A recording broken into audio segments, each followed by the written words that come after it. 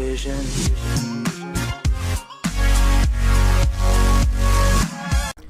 Yo guys, what is going on? It is your boy Static Gamer here today, bringing you guys a brand new video. And today we're going to be playing with this R.A.W, the LMG in Infinite Warfare. And let me tell you guys, this gun is an absolute beast, and I want to tell you guys the best class setup for this gun.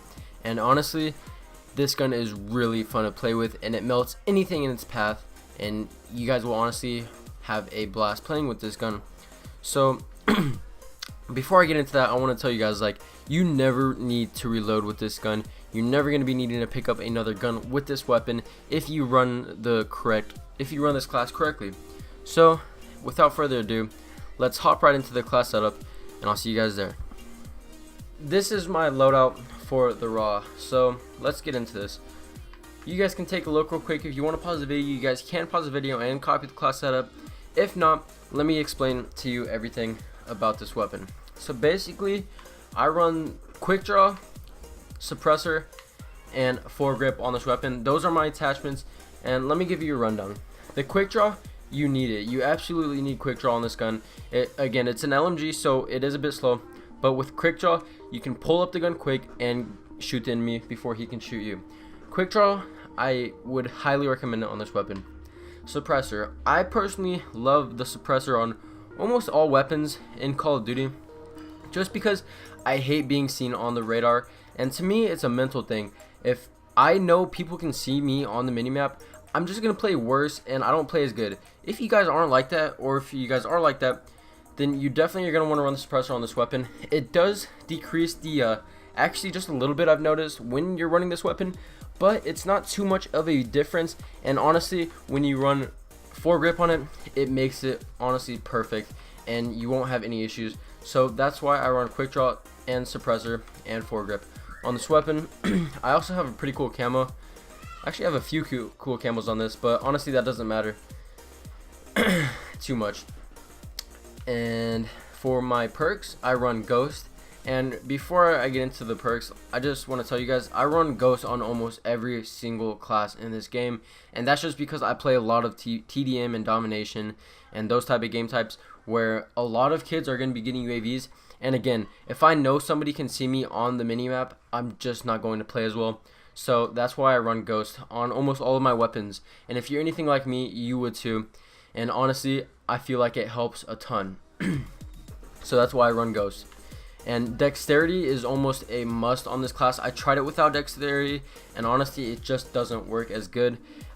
This gun is a lot more versatile and mobile with this perk on. It's honestly a very OP perk, to be honest. But yeah, anyways, moving on. I also use hardline just to get my score streaks a little bit quicker, but honestly you could change this to maybe scavenger if you really wanted to. But honestly, I haven't had an issue with that because this gun carries so much damn ammo anyways, especially with the Merc combat rig. You're honestly never going to need it. So anyways, let's get into our third perk. And my third perk, I use Marksman. I feel like it helps me hit the enemy a little bit easier. I mean, for me it helps, but if you guys don't feel like Marksman helps you, I would go ahead and not even use a perk 3 and maybe just throw on Scavenger on perk 2. But that's honestly up to you guys, but I really would suggest Marksman for your third perk.